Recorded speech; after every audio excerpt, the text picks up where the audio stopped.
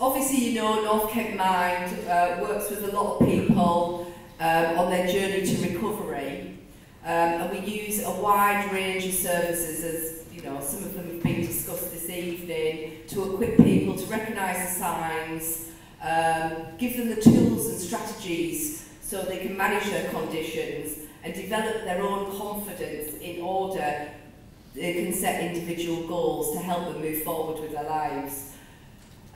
We do encourage peer support, as we've said before, to create an environment where friendships are formed, such as Claire mentioned and Colin previously, and this really helps support people. So we've got 4 brave people now coming up on stage who are going to share their personal experience about their journey with North Kent Mind and where they are today. So I'm going to introduce you to Mandy, James. We've also got Ian and Claire. So give a big hand. Thank you. My name is Ian and I am the same age. My depression and anxiety illness was diagnosed 5 years ago. But when I look back over my life, I know that I had symptoms from childhood. I have lost family, friends, relationships and my career by being me. I have missed out on lots of opportunities, social events and fun by being me. I was introduced to North Kent Mind by my GP 3 years ago, and within a very short space of time I was face to face with a counsellor who patiently and professionally began making me question my inner beliefs and to revisit past events and to reevaluate them. It was difficult. There were long periods of silence, denials, tears, but progress was made. My counsellor suggested I might take advantage of several courses run through North Kent Mind. The first course I attended was a back to work course held at Dartford Job Centre run by Emma and Sue. I was made to feel very welcome and encouraged to participate if I wished to. The course itself was very informative, but the real impact for me was that this was the first time I'd ever sat in a room with other people who were like me. Depression can be a very lonely disease, even when you are surrounded by others. But when you are in a room with other people who suffer like you, there is instant acceptance, understanding and support. The second course was a combined preparing for work, coping with life, again with Emma and Sue, and using writing as therapy, run by Dr. Pauline Cooper, which was inspirational and whilst challenging, made me look within myself to find my true identity and belief systems. It was during this course that Emma spoke to me about the opportunity of volunteering at Mandy in Kent, an offer I gladly accepted, but more on that later. I used the services of a counsellor for a second time, and through her support I've been able to build bridges with my family and accept them back into my life, for which I am forever be grateful.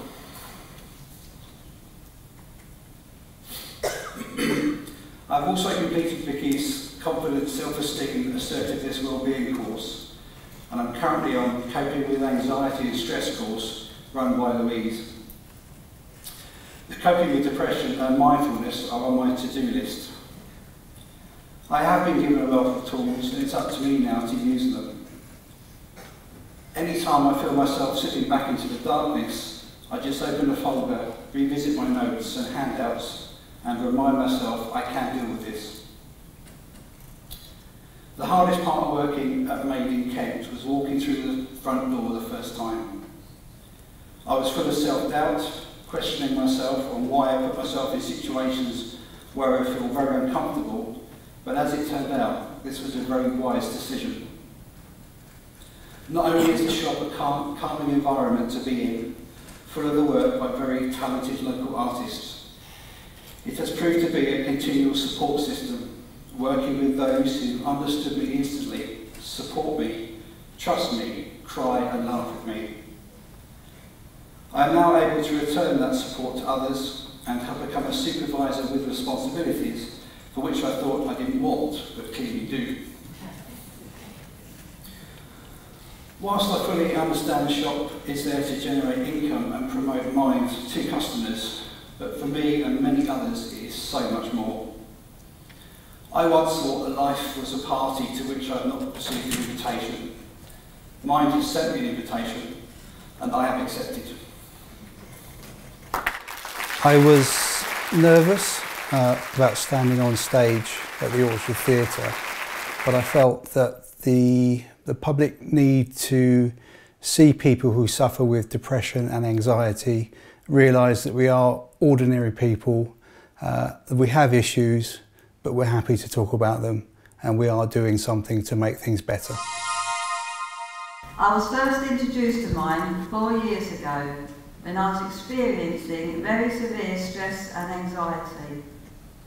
I would say it was the most frightening time of my life, more frightening than when I was diagnosed with cancer twice in the space of 1 year. I hated myself and felt completely lost and worthless. If I was asked the question, what frightens you most, experiencing mental health issues or the cancer coming back, I would definitely say without a doubt I'll be more frightened of experiencing mental health issues. Without the help of organisations like Mind, there is no life for people experiencing mental health issues. Mind for me means a safe place to be. They have taught me so much, skills that even by the age of 60 I had never learned. And the skills that I'm talking about are the skills of dealing with people whose treatment to me has been very detrimental to my well-being and my mental health. I now have confidence I have never experienced before in my life. And the best thing about Mind is that they continue to support and help people who have experienced mental health issues to grow. I feel privileged to have been given the chance to understand myself and most importantly have learned to like myself, and it is all thanks to Mind.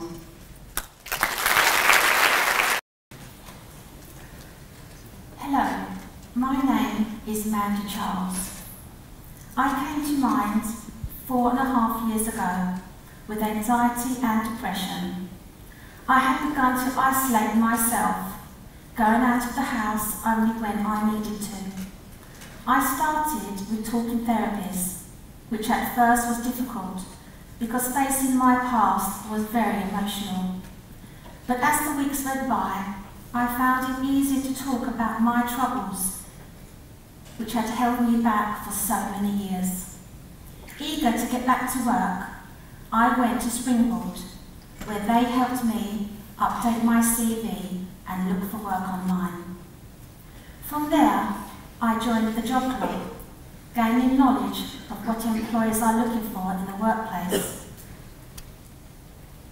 During my time there, I decided to join the theatre group, which took me out of my comfort zone in a good way, by helping me to write, direct, and take part in a short play.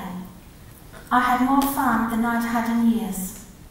Still continuing my search for work, I realised my computer skills were limited, so I joined the computer class. I felt part of society again, made friends, and learning never felt so good, and I passed all my exams. I then began going to the drop-in centres, which helped me socialise more. During my time there, I was a support worker soon recognised I was still struggling with day-to-day life and suggested more talking therapy, which I accepted. The second time around catapulted me into feeling much better. I had hope and could see a future for the first time in over a decade. But still needing help with anxiety, I decided to join mindfulness. Here they taught me how to cope with stress in difficult situations, how to relax my mind from the bombardment of worry that lived in my head from the moment I woke until the moment I fell asleep. I was now feeling better and was ready for the recovery group. They helped me in the last stages of my well-being, giving me all the tools I needed to live a well-balanced life. How to be more assertive, how to understand why my body trembles and feels sick when I am anxious, how to motivate myself when I am low, and how to build my self-confidence. These are just but a few of what they teach you. Now feeling ready to take the plunge into work, I became a volunteer for Springboard. Here my confidence began to grow week by week. Helping others back into work was so rewarding. After that, I became a volunteer manager for Mandy in Kent. This was by far my biggest challenge.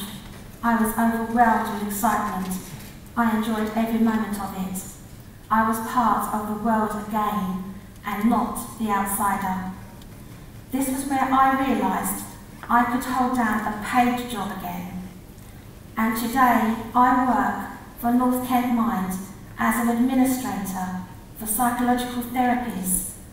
I now have a very full life. The 4.5 years of hard work had paid off. Thank you for listening.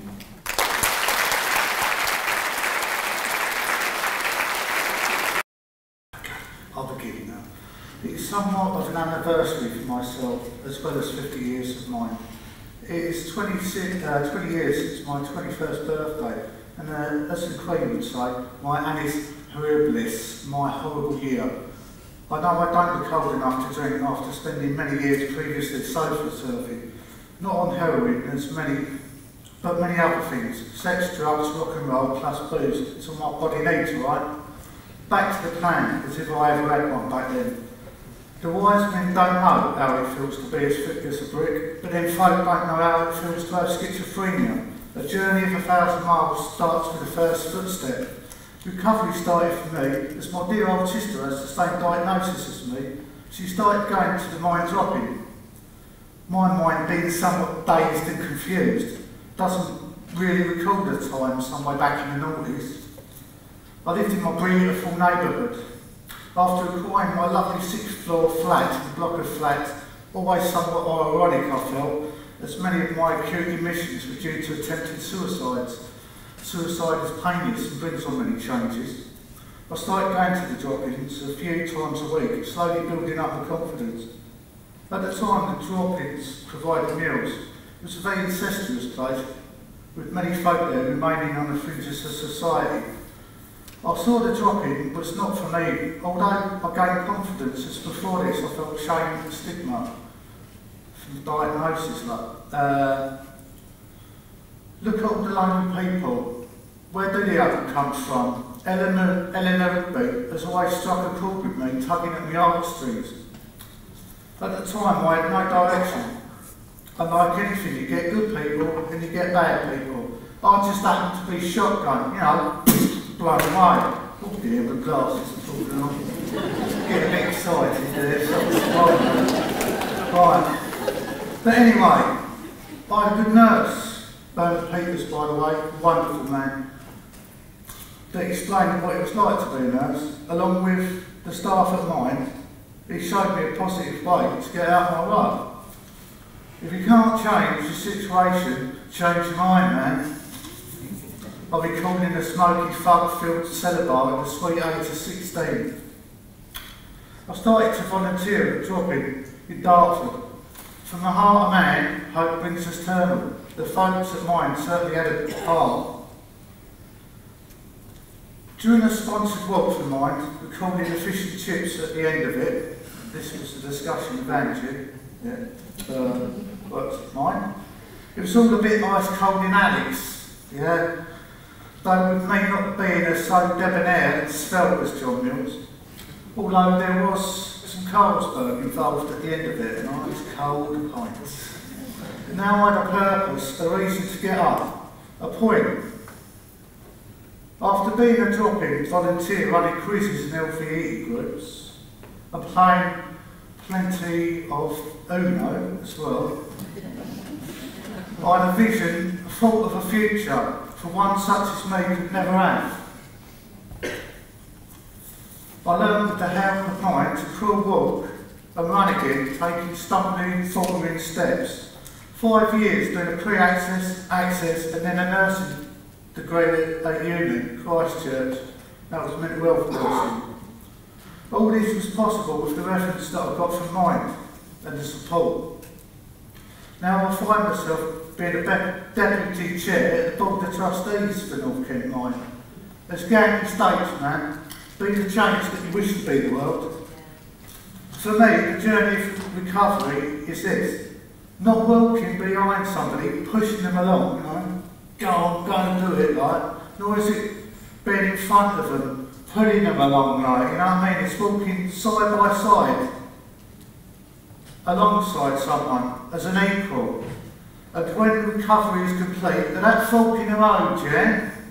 Right? The two separate on their own life journey. As I sit here penning this for the Parker pen that Bob gave me, he used to work for mine many years ago, he was my mentor there, mentor supervisor when I was a volunteer. My daughter, asleep, exhausted from the trip to the beach. My wife's laughter tinkles like sunlight beside me. My neighbour, ironically, drunkenly sings, I don't want to go to rehab, you know, by Amy Winehouse. No, don't take me to rehab. The place I now know, well, I now work as a staff nurse, mental health, for Kent Medway Partnership. I weigh my pen in my hand, reassuringly, heavily, to which I used to scratch together my lecture plans for session work that I do for the unit. Never in a million years would I thought I'd ever do any of this. You know what I mean? Never. Never would I think I'd be standing up here in the stage if it weren't from the support from Mind. Now, I goes out to you, Mum and Dad. I ain't done too bad, I am. So long, and thanks for the fish. And to my wife, there is a light that never goes out. And to you all, love is all you need. Thank you.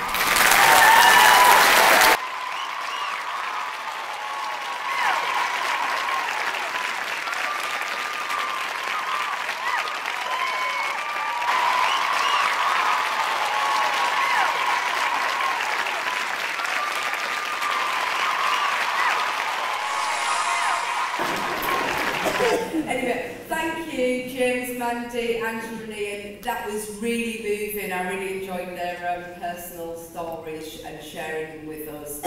And I've got to say a big thank you as an audience for coming along this evening and supporting us. It really means a lot.